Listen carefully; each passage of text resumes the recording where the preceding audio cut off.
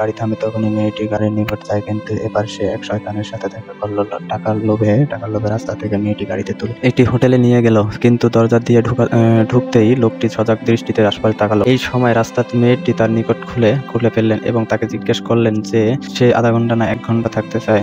লোকটি বলল, আমি কথা বলতে চাই। মেয়েটি বলল, ঠিক আছে। তারা কিছুক্ষণ আড্ডা করলো। আড্ডার পর মেয়েটি চলে যাচ্ছিল, কিন্তু লোকটি হঠাৎ জিজ্ঞেস করলো, তোমার কি নিয়মিত কোনো কাস্টমার আছে এবং কতজন আছে? তাদের মধ্যে কি কোনো পুলিশ আছে? মেয়েটি উত্তর দিতে চাইল না। তখন লোকটি 100 ইউরো বের করে দিল। মেয়েটি টাকাটা নিল না। মেয়েটি উঠে চলে যেতে চাচ্ছিল, তখনই লোকটি আরো 100 ইউরো দিল। মেয়েটি মনে করলো সে তাকে বাড়ি নিয়ে যেতে চায়। মেয়েটি তার টাকাটা নিল। তারপর সে কোনো সতর্কতা ছাড়াই লোকটির গাড়িতে উঠে পড়লো। হঠাৎ এক জায়গায় গাড়িটি থামলো। গাড়ি থেকে নেমে মেয়েটি চলে যাইতে চাচ্ছিল। লোকটি মেয়েটিকে ডাক দিল। লোকটি তার মন পরিবর্তন করে এবং মেয়েটিকে শ্বাসরুদ্ধ করে হত্যা করে। এবং কিন্তু যখন সে তাকে গাড়ির ডিকিতে রাখতে চাচ্ছিল, তখন সে দেখতে পায় একটি পুলিশের মৃতদেহ ভেতরে পড়ে আছে।